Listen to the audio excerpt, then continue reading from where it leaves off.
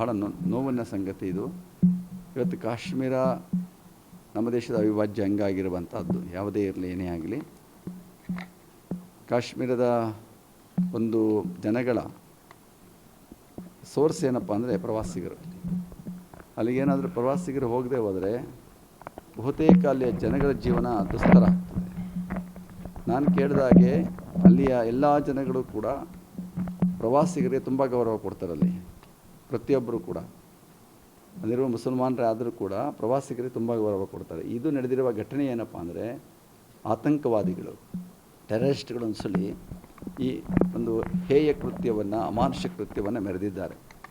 ಇದು ನಿಜವಾಗಲೂ ಕೂಡ ಖಂಡನೀಯವಾಗಿರುವಂಥದ್ದು. ಇದು ಎಲ್ಲರೂ ಕೂಡ ನಾವು ಖಂಡಿಸಬೇಕಾಗಿರುವಂಥ, ಪ್ರತಿಯೊಬ್ಬರೂ ಕೂಡ ಕೊಲೆ, ಹಿಂಸೆ ಯಾವುದೇ ಆಗಲಿ, ಯಾರಿಗೇ ಆಗಲಿ ನಮ್ಮ ದೇಶದಲ್ಲಿ ಆಗಬಾರ್ದು. ನಮ್ಮ ದೇಶ ಯಾವತ್ತೂ ಕೂಡ ಶಾಂತಿಯನ್ನು, ಸಹೋದರ ಭಾವವನ್ನು, ಪ್ರೀತಿಯನ್ನು ಹಂಚುವಂಥ ದೇಶ ನಮ್ಮ ಭಾರತ. ಆ ದೃಷ್ಟಿಯಿಂದ ಈಗ ಆಗಿರುವಂಥ ಘಟನೆಯಿಂದ ಮತ್ತು ನೊಂದ ಜೀವಗಳು, ಅವರ ಕಣ್ಣೆದುರಿಗೆ ಅವರ ಮನೆಯವರು ಎಲ್ಲ ಎಷ್ಟು ನೋವು, ಅದನ್ನು ಅದು ಹೇಳೋದಕ್ಕೆ ಕಷ್ಟ, ಆ ನೋವನ್ನು ಎಷ್ಟು ಅಂತೇಳಿ. ತನ್ನ ಎದುರಿಗೆ ತನ್ನ ಪತಿಯನ್ನು ಕೊಲೆ ಮಾಡ್ತಾ ಇದ್ದಾರೆ ಅಂದರೆ ಆ ಜೀವ ಹೇಗಿರಬೇಕಲ್ಲ. ಜೀವ ಇದ್ದರೂ ಒಂದೇ, ಇಲ್ಲದೇ ಇದ್ದರೂ ಒಂದೇ. ಅವರು ಕೂಡ ಅವ್ರೇನು ಪ್ರಶ್ನೆ ಕೇಳಿ ನಮ್ಮನ್ನು ಕೊಂದುಬಿಡಿ ಬೇಡ ಅಂತ ಕೇಳಿದ್ದಾರೆ. ಅವರು ಸಹಜವಾಗಿ ಹಿಂಗೆ ಬದುಕಿದ್ದೇನು ಪ್ರಯೋಜನ ಅಂತೇಳಿ ಅವ್ರಿಗೆ ಬಂದಿರ್ತದೆ. ಅದರಿಂದ ಆ ನೋವನ್ನು, ಆ ದೃಶ್ಯವನ್ನು, ಆ ವಿಚಾರವನ್ನು ಕೇಳದೆ ತುಂಬ ಕಠೋರವಾಗಿರುವಂಥದ್ದು. ಇದನ್ನೆಲ್ಲರೂ ಕೂಡ ಖಂಡಿಸಬೇಕಾಗಿರುವಂಥದ್ದು. ಆ ದೃಷ್ಟಿಯಿಂದ ಸರ್ಕಾರವು ಕೂಡ ಈಗಾಗಲೇ ಕ್ರಮ ಕೈಗೊಳ್ಳುತ್ತಾ ಇದೆ. ಆತಂಕವಾದ, ಭಯೋತ್ಪಾದನೆ ಇವನ್ನೆಲ್ಲ ಹೋಗಲಾಡಿಸಬೇಕು ಅನ್ನುವಂಥ, ಇದಕ್ಕೆ ಜನಗಳ ಸಹಕಾರವೂ ಬೇಕಾಗಿದೆ.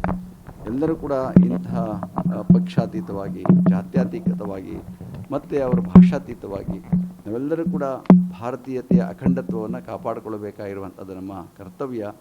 ಏಕೆಂದರೆ ಕಾಶ್ಮೀರದಿಂದ ಕನ್ಯಾಕುಮಾರಿಯವರೆಗೆ ನಾವೆಲ್ಲರೂ ಕೂಡ ಭಾರತೀಯರು ಅಂತ ಭಾವನೆ ಬರಬೇಕಾಗಿರುವಂಥದ್ದು ಪ್ರತಿಯೊಬ್ಬರಲ್ಲಿ ಇರಬೇಕು. ನೋಡಿ, ನಾವೆಲ್ಲ ಭಾರತೀಯರಾಗಿ ನಮ್ಮ ದೇಶವನ್ನು ಗೌರವಿಸಬೇಕು. ನಮ್ಮ ರಾಷ್ಟ್ರ ಗೀತೆಯನ್ನು ನಾವು ಎತ್ತಿ ಹಿಡಿಬೇಕು. ನಮ್ಮ ರಾಷ್ಟ್ರ ಧ್ವಜವನ್ನು ನಾವು ಎತ್ತಿ ಮೆರೆಯಬೇಕು. ಸಂವಿಧಾನವನ್ನು ಗೌರವಿಸಬೇಕು. ಹಾಗೆ ಅಖಂಡ ಭಾರತೀಯ ಭಾವನೆ ನಮ್ಮೆಲ್ಲರಲ್ಲೂ ಬರಬೇಕಾಗಿರುವಂಥದ್ದು. ಇಡೀ ಭಾರತದ 140-145 ಕೋಟಿ ಜನಗಳು ಕೂಡ ಇದೆಲ್ಲ ಕೂಡ ಇದನ್ನು ಖಂಡಿಸುವಂತಹ ಮನೋಭಾವ ಇಟ್ಕೊಳ್ಬೇಕು ಅಂತ ಭಾವಿಸ್ತೇನೆ ನಾನು.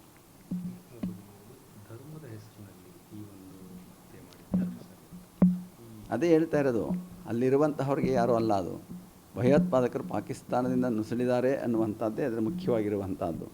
ಈ ಭಯೋತ್ಪಾದಕರ ಕೃತ್ಯ ಹೇಯವಾಗಿರುವಂಥದ್ದು, ಹೇಡಿತನವಾಗಿರುವಂಥದ್ದು. ನಮ್ಮ ಭಾರತೀಯ ಸೈನಿಕರು ಹಗಲು ರಾತ್ರಿ ಕಾಯ್ತಾ ಇದ್ದಾರೆ, ನಮ್ಮ ದೇಶವನ್ನು ಕಾಪಾಡ್ತಾ ಇದ್ದಾರೆ. ಅವರು ಕೂಡ ಎಷ್ಟೋ ಜನ ಹತ್ಯೆ ಆಗ್ತಾ ಇದ್ದಾರೆ, ತಮ್ಮ ಪ್ರಾಣವನ್ನು ಕಳ್ಕೊಳ್ತಾ ಇದ್ದಾರೆ. ಇವ್ರನ್ನ ನಮ್ಮ ದೇಶವನ್ನು ರಕ್ಷಣೆ ಮಾಡೋದಕ್ಕಾಗಿ ನೀವೆಲ್ಲ ನೋಡಿದ್ದೀರಿ, ಒಂದು ಬಸ್ಸೇ ಇದು ಮಾಡಿಕೊಂಡು ಒಂದು ಬಸ್ಸಿನ ಸೈನಿಕರನ್ನ ಇದು ಮಾಡಿಬಿಟ್ರು. ಅವ್ರ ಜೀವನ ಏನಾಗಬೇಕಲ್ಲ, ಅಂತಹ ಪರಿಸ್ಥಿತಿ ಇದೆ. ಈಗ ಕೇಂದ್ರ ಸರ್ಕಾರ ಏನು ಕ್ರಮ ಕೈಗೊಳ್ತದೆ, ಎಲ್ಲರೂ ಕೂಡ ಒಟ್ಟಾಗಿ ಇದ್ರ ಬಗ್ಗೆ ಚಿಂತನೆ ಮಾಡ್ತಾ ಇದ್ದಾರೆ. ಕೇಂದ್ರ ಸರ್ಕಾರ ಈ ಬಗ್ಗೆ ಒಂದು ದೃಢ ನಿರ್ಧಾರವನ್ನು ಕೈಗೊಳ್ಳಬೇಕು. ಇಂತಹ ಕೃತ್ಯಗಳಾದಾಗ ಬೇಗ ಇದಕ್ಕೆ ಸ್ಪಂದಿಸಿ ಅಂತಹ ಕೃತ್ಯಗಳು ಮುಂದೆ ಆಗದ ರೀತಿಯಲ್ಲಿ ಅದನ್ನು ಕ್ರಮ ಕೈಗೊಳ್ಳುವಂಥ ಪ್ರಯತ್ನ ಮಾಡಬೇಕು ಅಂತ ಆಶಿಸ್ತೀನಿ. ಬಹಳ ನೋವಿನ ಸಂಗತಿ ಇದು. ಇವತ್ತು ಕಾಶ್ಮೀರ ನಮ್ಮ ದೇಶದ ಅವಿಭಾಜ್ಯ ಅಂಗ ಆಗಿರುವಂಥದ್ದು. ಯಾವುದೇ ಇರಲಿ, ಏನೇ ಆಗಲಿ, ಕಾಶ್ಮೀರದ ಒಂದು ಜನಗಳ ಸೋರ್ಸ್ ಏನಪ್ಪ ಅಂದರೆ ಪ್ರವಾಸಿಗರು. ಅಲ್ಲಿಗೇನಾದರೂ ಪ್ರವಾಸಿಗರು ಹೋಗದೆ ಹೋದರೆ ಬಹುತೇಕ ಅಲ್ಲಿಯ ಜನಗಳ ಜೀವನ ದುಸ್ತರ ಆಗ್ತದೆ. ನಾನು ಕೇಳಿದಾಗೆ ಅಲ್ಲಿಯ ಎಲ್ಲ ಜನಗಳು ಕೂಡ ಪ್ರವಾಸಿಗರಿಗೆ ತುಂಬ ಗೌರವ ಕೊಡ್ತಾರಲ್ಲಿ. ಪ್ರತಿಯೊಬ್ಬರು ಕೂಡ, ಅಲ್ಲಿರುವ ಮುಸಲ್ಮಾನರೇ ಆದರೂ ಕೂಡ ಪ್ರವಾಸಿಗರಿಗೆ ತುಂಬ ಗೌರವ ಕೊಡ್ತಾರೆ. ಇದು ನಡೆದಿರುವ ಘಟನೆ ಏನಪ್ಪ ಅಂದರೆ, ಆತಂಕವಾದಿಗಳು, ಟೆರರಿಸ್ಟ್ಗಳು ಅನ್ಸಲಿ ಈ ಒಂದು ಹೇಯ ಕೃತ್ಯವನ್ನು, ಅಮಾನುಷ ಕೃತ್ಯವನ್ನು ಮೆರೆದಿದ್ದಾರೆ. ಇದು ನಿಜವಾಗಲೂ ಕೂಡ ಖಂಡನೀಯವಾಗಿರುವಂಥದ್ದು. ಇದು ಎಲ್ಲರೂ ಕೂಡ ನಾವು ಖಂಡಿಸಬೇಕಾಗಿರುವಂಥ, ಪ್ರತಿಯೊಬ್ಬರೂ ಕೂಡ ಕೊಲೆ, ಹಿಂಸೆ ಯಾವುದೇ ಆಗಲಿ, ಯಾರಿಗೇ ಆಗಲಿ ನಮ್ಮ ದೇಶದಲ್ಲಿ ಆಗಬಾರ್ದು. ನಮ್ಮ ದೇಶ ಯಾವತ್ತೂ ಕೂಡ ಶಾಂತಿಯನ್ನು, ಸಹೋದರ ಭಾವವನ್ನು, ಪ್ರೀತಿಯನ್ನು ಹಂಚುವಂಥ ದೇಶ ನಮ್ಮ ಭಾರತ.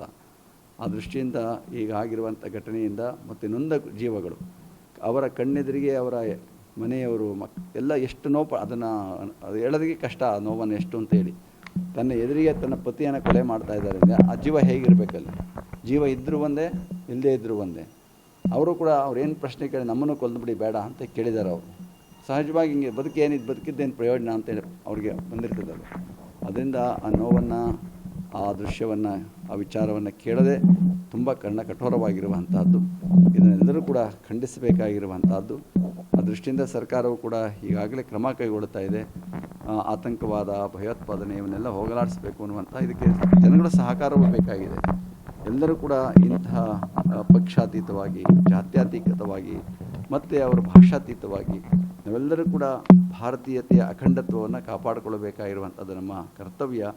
ಏಕೆಂದರೆ ಕಾಶ್ಮೀರದಿಂದ ಕನ್ಯಾಕುಮಾರಿಯವರೆಗೆ ನಾವೆಲ್ಲರೂ ಕೂಡ ಭಾರತೀಯರು ಅಂತ ಭಾವನೆ ಬರಬೇಕಾಗಿರುವಂಥದ್ದು ಪ್ರತಿಯೊಬ್ಬರಲ್ಲಿ ಇರಬೇಕು. ನೋಡಿ, ನಾವೆಲ್ಲ ಭಾರತೀಯರಾಗಿ ನಮ್ಮ ದೇಶವನ್ನು ಗೌರವಿಸಬೇಕು, ನಮ್ಮ ರಾಷ್ಟ್ರ ಗೀತೆಯನ್ನು ನಾವು ಎತ್ತಿ ಹಿಡಿಬೇಕು, ನಮ್ಮ ರಾಷ್ಟ್ರ ಧ್ವಜವನ್ನು ನಾವು ಎತ್ತಿ ಮೆರೆಯಬೇಕು, ಸಂವಿಧಾನವನ್ನು ಗೌರವಿಸಬೇಕು. ಹಾಗೆ ಅಖಂಡ ಭಾರತೀಯ ಭಾವನೆ ನಮ್ಮೆಲ್ಲರಲ್ಲೂ ಬರಬೇಕಾಗಿರುವಂಥದ್ದು. ಇಡೀ ಭಾರತದ 145 ಕೋಟಿ ಜನಗಳು ಕೂಡ ಇದೆಲ್ಲ ಕೂಡ ಇದನ್ನು ಖಂಡಿಸುವಂತಹ ಮನೋಭಾವ ಇಟ್ಕೊಳ್ಬೇಕು ಅಂತ ಭಾವಿಸ್ತೇನೆ ನಾನು.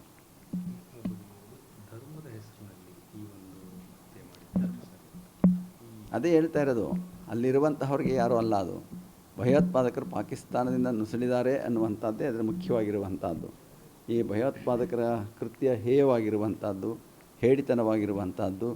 ನಮ್ಮ ಭಾರತೀಯ ಸೈನಿಕರು ಹಗಲು ರಾತ್ರಿ ಕಾಯ್ತಾ ಇದ್ದಾರೆ, ನಮ್ಮ ದೇಶವನ್ನು ಕಾಪಾಡ್ತಾ ಇದ್ದಾರೆ. ಅವರು ಕೂಡ ಎಷ್ಟೋ ಜನ ಹತ್ಯೆ ಆಗ್ತಾ ಇದ್ದಾರೆ, ತಮ್ಮ ಪ್ರಾಣವನ್ನು ಕಳ್ಕೊಳ್ತಾ ಇದ್ದಾರೆ. ಇವ್ರನ್ನ ನಮ್ಮ ದೇಶವನ್ನು ರಕ್ಷಣೆ ಮಾಡೋದಕ್ಕಾಗಿ ನೀವೆಲ್ಲ ನೋಡಿದ್ದೀರಿ, ಒಂದು ಬಸ್ಸೇ ಇದು ಮಾಡಿಕೊಂಡು ಒಂದು ಬಸ್ಸಿನ ಸೈನಿಕರನ್ನ ಇದು ಮಾಡಿಬಿಟ್ರು. ಅವ್ರ ಜೀವನ ಏನಾಗಬೇಕಲ್ಲ, ಅಂತಹ ಪರಿಸ್ಥಿತಿ ಇದೆ. ಈಗ ಕೇಂದ್ರ ಸರ್ಕಾರ ಏನು ಕ್ರಮ ಕೈಗೊಳ್ತದೆ, ಎಲ್ಲರೂ ಕೂಡ ಒಟ್ಟಾಗಿ ಇದ್ರ ಬಗ್ಗೆ ಚಿಂತನೆ ಮಾಡ್ತಾ ಇದ್ದಾರೆ. ಕೇಂದ್ರ ಸರ್ಕಾರ ಈ ಬಗ್ಗೆ ಒಂದು ದೃಢ ನಿರ್ಧಾರವನ್ನು ಕೈಗೊಳ್ಳಬೇಕು. ಇಂತಹ ಕೃತ್ಯಗಳಾದಾಗ ಬೇಗ ಇದಕ್ಕೆ ಸ್ಪಂದಿಸಿ ಅಂತಹ ಕೃತ್ಯಗಳು ಮುಂದೆ ಆಗದ ರೀತಿಯಲ್ಲಿ ಅದನ್ನು ಕ್ರಮ ಕೈಗೊಳ್ಳುವಂಥ ಪ್ರಯತ್ನ ಮಾಡಬೇಕು ಅಂತ ಆಶಿಸ್ತೀನಿ. ಬಹಳ ನೋವಿನ ಸಂಗತಿ ಇದು. ಇವತ್ತು ಕಾಶ್ಮೀರ ನಮ್ಮ ದೇಶದ ಅವಿಭಾಜ್ಯ ಅಂಗ ಆಗಿರುವಂಥದ್ದು. ಯಾವುದೇ ಇರಲಿ, ಏನೇ ಆಗಲಿ, ಕಾಶ್ಮೀರದ ಒಂದು ಜನಗಳ ಸೋರ್ಸ್ ಏನಪ್ಪ ಅಂದರೆ ಪ್ರವಾಸಿಗರು. ಅಲ್ಲಿಗೇನಾದರೂ ಪ್ರವಾಸಿಗರು ಹೋಗದೆ ಹೋದರೆ ಬಹುತೇಕ ಅಲ್ಲಿಯ ಜನಗಳ ಜೀವನ ದುಸ್ತರ ಆಗ್ತದೆ. ನಾನು ಕೇಳಿದಾಗೆ ಅಲ್ಲಿಯ ಎಲ್ಲ ಜನಗಳು ಕೂಡ ಪ್ರವಾಸಿಗರಿಗೆ ತುಂಬ ಗೌರವ ಕೊಡ್ತಾರಲ್ಲಿ. ಪ್ರತಿಯೊಬ್ಬರು ಕೂಡ ಅಲ್ಲಿರುವ ಮುಸಲ್ಮಾನರೇ ಆದರೂ ಕೂಡ ಪ್ರವಾಸಿಗರಿಗೆ ತುಂಬ ಗೌರವ ಕೊಡ್ತಾರೆ. ಇದು ನಡೆದಿರುವ ಘಟನೆ ಏನಪ್ಪ ಅಂದರೆ, ಆತಂಕವಾದಿಗಳು, ಟೆರರಿಸ್ಟ್ಗಳು ಅನ್ಸಲಿ ಈ ಒಂದು ಹೇಯ ಕೃತ್ಯವನ್ನು, ಅಮಾನುಷ ಕೃತ್ಯವನ್ನು ಮೆರೆದಿದ್ದಾರೆ. ಇದು ನಿಜವಾಗಲೂ ಕೂಡ ಖಂಡನೀಯವಾಗಿರುವಂಥದ್ದು.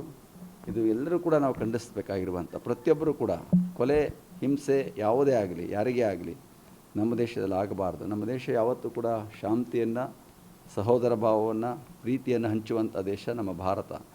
ಆ ದೃಷ್ಟಿಯಿಂದ ಈಗ ಆಗಿರುವಂಥ ಘಟನೆಯಿಂದ ಮತ್ತು ನೊಂದ ಜೀವಗಳು, ಅವರ ಕಣ್ಣೆದುರಿಗೆ ಅವರ ಮನೆಯವರು ಎಲ್ಲ ಎಷ್ಟು ನೋವು, ಅದನ್ನು ಅದು ಹೇಳೋದಕ್ಕೆ ಕಷ್ಟ, ಆ ನೋವನ್ನು ಎಷ್ಟು ಅಂತೇಳಿ.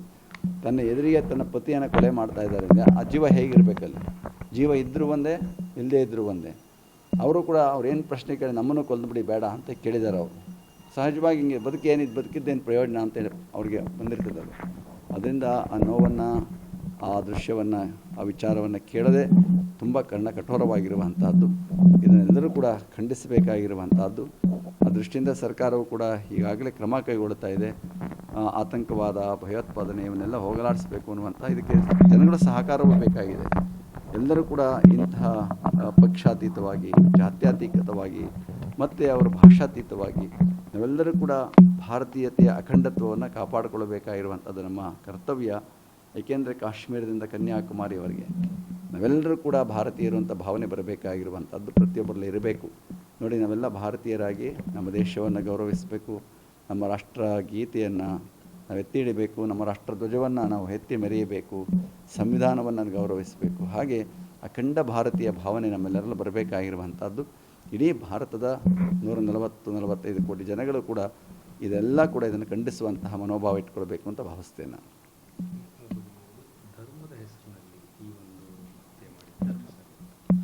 ಅದೇ ಹೇಳ್ತಾ ಇರೋದು, ಅಲ್ಲಿರುವಂತಹವ್ರಿಗೆ ಯಾರೂ ಅಲ್ಲ, ಅದು ಭಯೋತ್ಪಾದಕರು ಪಾಕಿಸ್ತಾನದಿಂದ ನುಸುಳಿದ್ದಾರೆ ಅನ್ನುವಂಥದ್ದೇ ಅದರ ಮುಖ್ಯವಾಗಿರುವಂಥದ್ದು.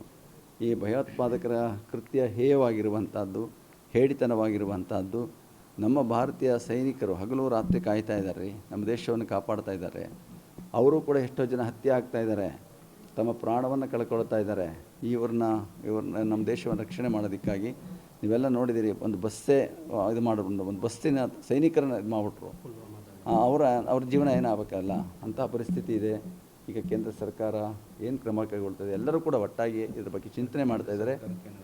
ಕೇಂದ್ರ ಸರ್ಕಾರ ಈ ಬಗ್ಗೆ ಒಂದು ದೃಢ ನಿರ್ಧಾರವನ್ನು ಕೈಗೊಳ್ಳಬೇಕು. ಇಂತಹ ಕೃತ್ಯಗಳಾದಾಗ ಬೇಗ ಇದಕ್ಕೆ ಸ್ಪಂದಿಸಿ ಅಂತಹ ಕೃತ್ಯಗಳು ಮುಂದೆ ಆಗದ ರೀತಿಯಲ್ಲಿ ಅದನ್ನು ಕ್ರಮ ಕೈಗೊಳ್ಳುವಂಥ ಪ್ರಯತ್ನ ಮಾಡಬೇಕು ಅಂತ ಆಶಿಸ್ತೀನಿ.